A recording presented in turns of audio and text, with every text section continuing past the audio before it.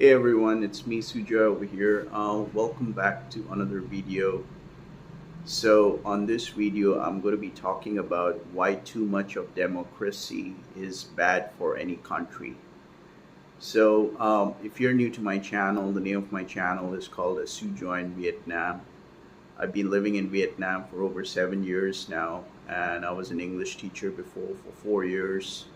And then I started my online business, and I'm also a full-time YouTuber.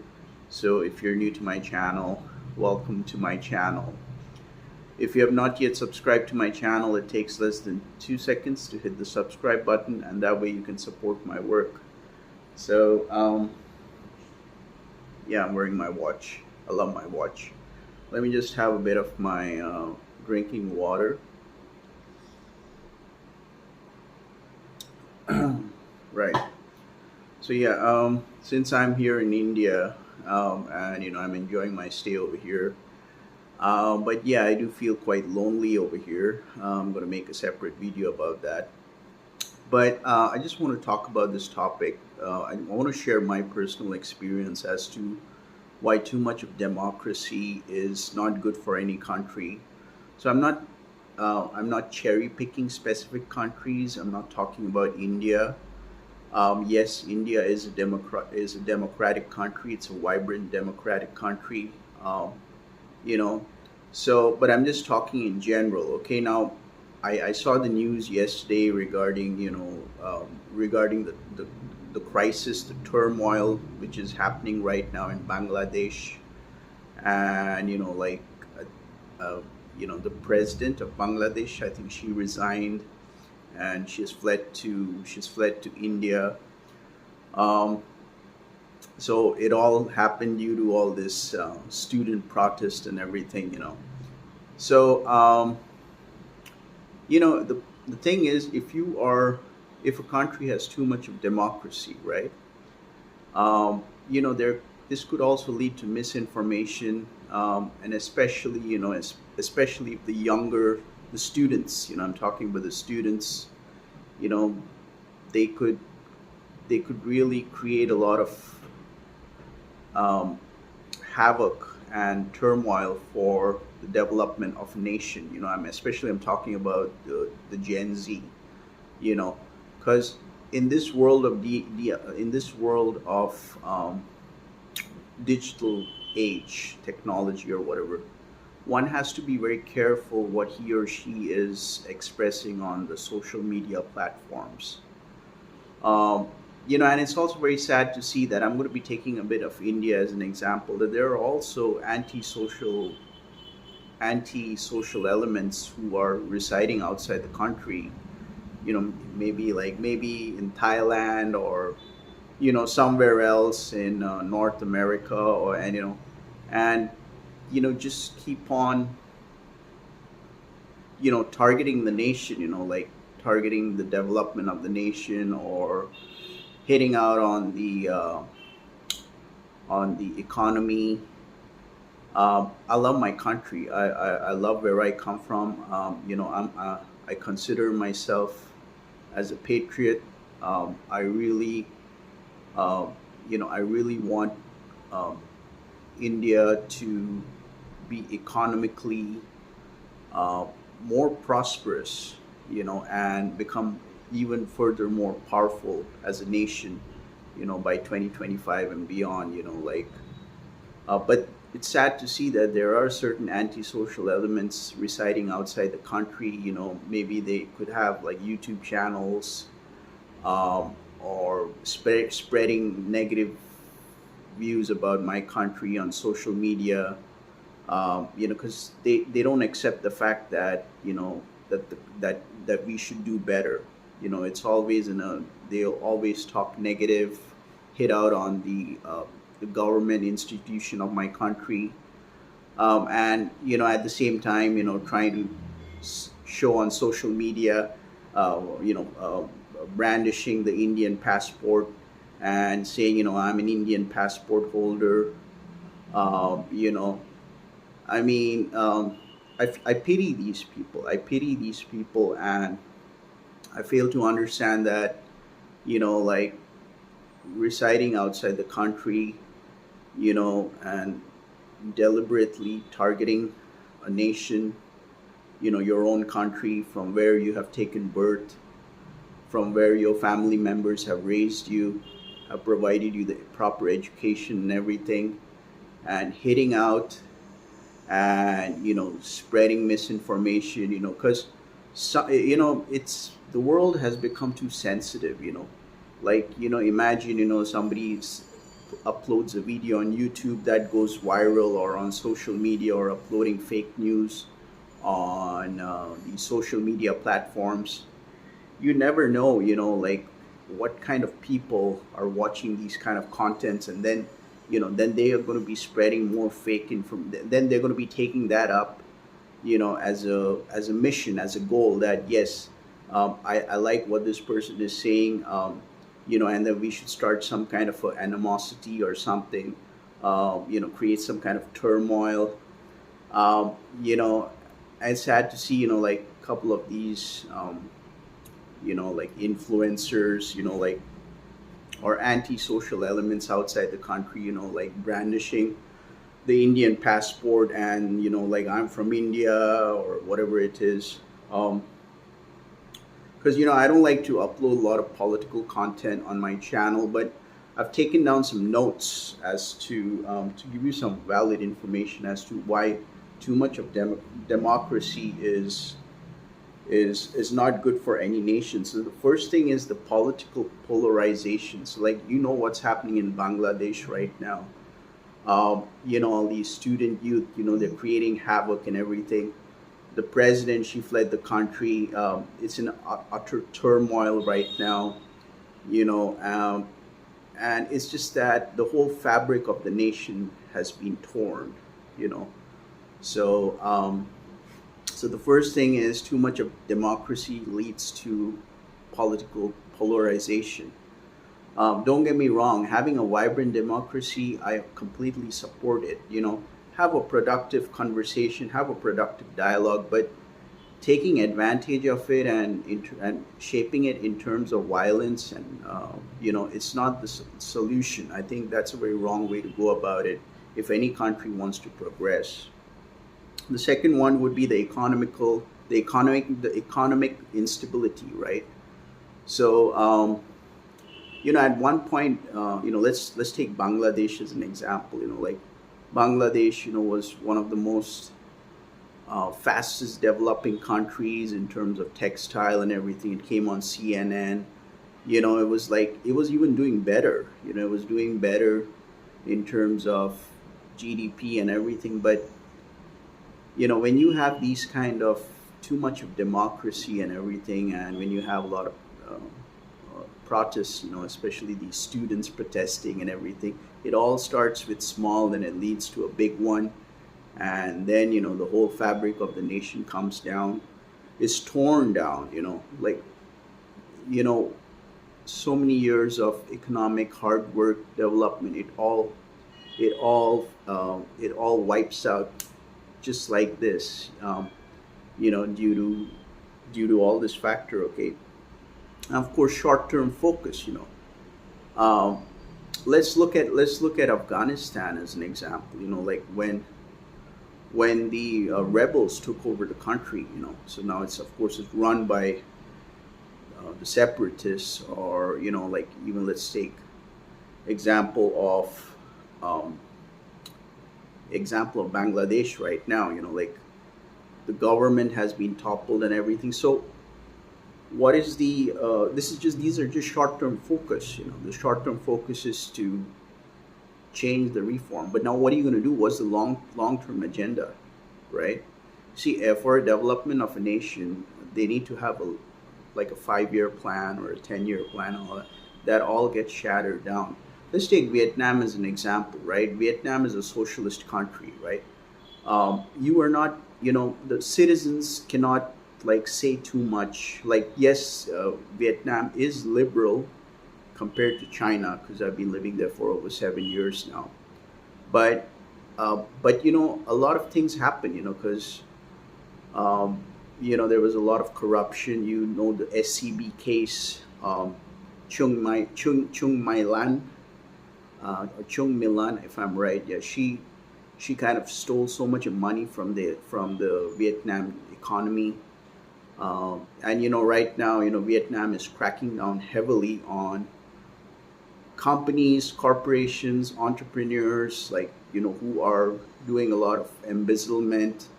You know, just putting some fast track trial and putting them behind bars and everything. So I think Vietnam is doing it the right way right now, because you have to look into the long term goals. Like to meeting the long term agendas.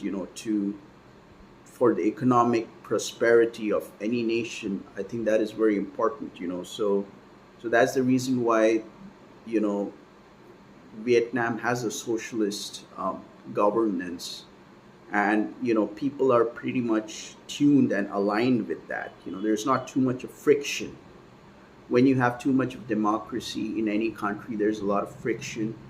It hampers the short-term focus the long-term focus of any nation. A lot of decision making conflicts take into place. Like I said, who stole my candy? You stole my candy. She stole my candy, or whatever. So people don't get aligned with that. Like most of the countries, which are really like kind of developed, or like they do have that kind of alignment mentally. And like I'm taking Vietnam as an example. Most Vietnamese, they even like take example of South Koreans. They have this in their mindset that we just need to focus on one thing.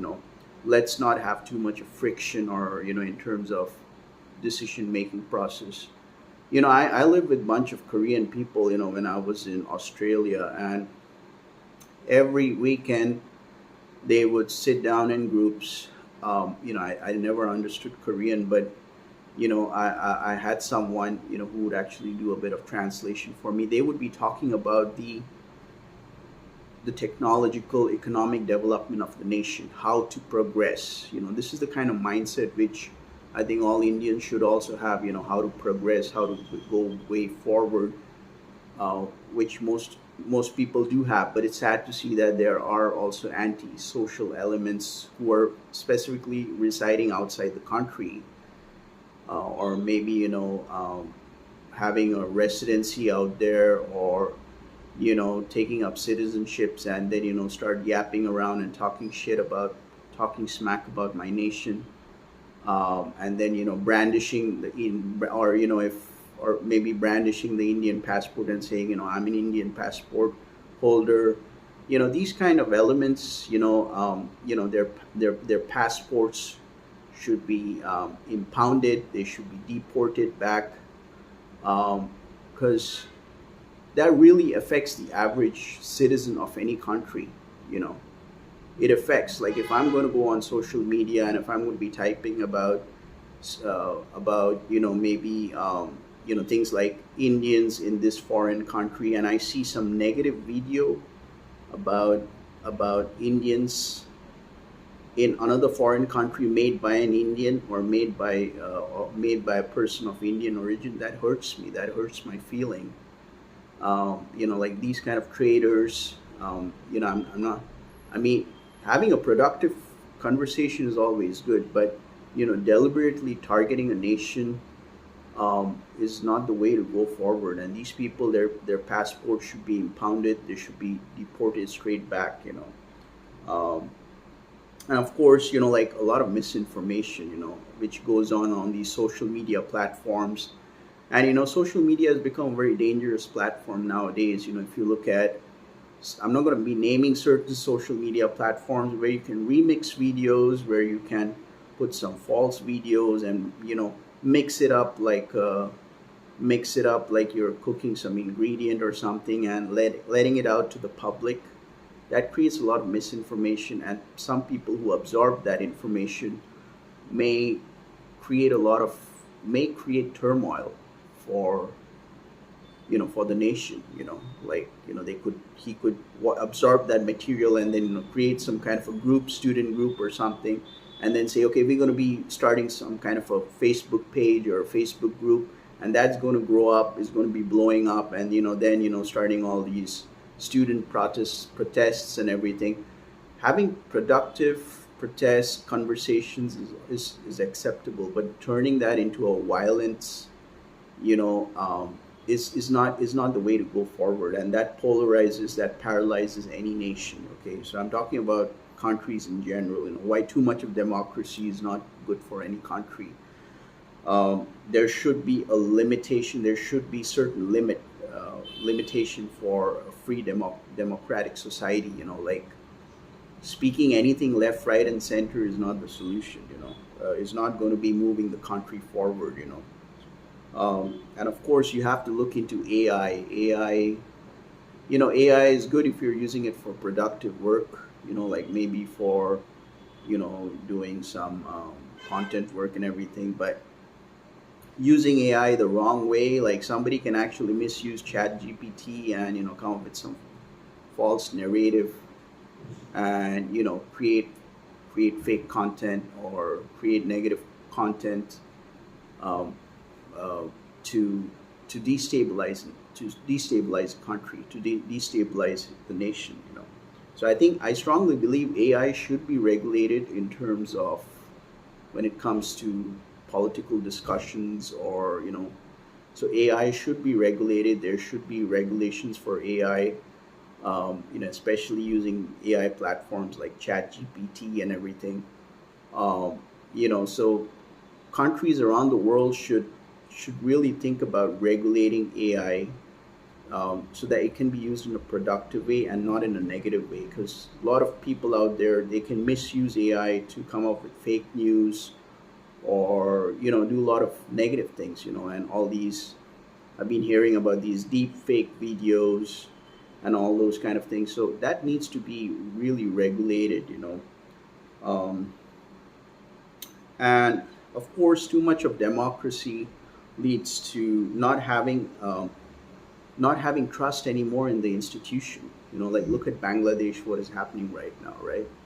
So I'm sure there are a lot of Bangladeshi people who liked the old, who liked the old governance and everything, which was very stable. And of course, there was a point, a few years back when like Bangladesh was really in the limelight. It came on CNN and everything, the fastest growing economy and everything. But and people were proud of that. And it's just so sad to see that because of too much of democracy, and especially like it started with small student protest, and then it went on to a kind of a nationwide. Now the country is completely burning and everything.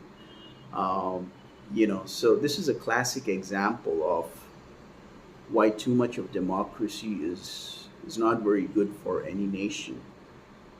So because now these nations, they really don't know how to move forward. you know what is the long term plan? The short term goal is achieved, right, for these students and everything, for these protesters and everything. But what's the long term goal? What's the benefit of the country? What's is the is it on the right track? Because the economy is already shattered out right now. So all these things need to be taken into effect. So that's why I keep on saying is that um, having productive conversation is always good. I support that. But turning that into something negative, and like creating some kind of false narrative and everything, I think that's a very wrong way to go about it. So I think citizens around the world, I'm not talking about specific countries, I'm not talking about India, or I'm not talking about Vietnam, but citizens around the world in any country should be very mindful and responsible as to what they share out on social media, what kind of content they post out on social media when it comes to talking about the country, um, political stuff, and everything. So I think that is something which needs to be taken into consideration. So yeah, Let me know your thoughts about it. I mean, do you feel too much of democracy is bad for a country, or do you think too much of democracy is good for a country? Do you feel, um, you know, so I would love to hear from you, about this. If you found this video to be informational, you can always like this video and all the good stuff. And if you found the video to be insightful, you can always buy me a coffee. The link is down in the description below. That way you can support my content. And if you want to start a successful online business, I highly recommend you check out the webinar down in the description below. It's a free webinar access invite, so it's free to join. I highly recommend you check it out. And yeah, I mean, I'm enjoying my stay out here in India, although my family's in the US. And I'm just enjoying my freedom. I'm enjoying the delicious Indian food, which my mate cooks. I'm eating vegetarian most of the time, and I love eating vegetarian Indian food. Sometimes I do eat non-veg, because unlike in Vietnam where I was like 24/7 eating non-vegetarian food. So yeah, it's good. It's a good change, and yeah. So with that being said, you guys have a great day. This is me, Sue Joy. Peace out.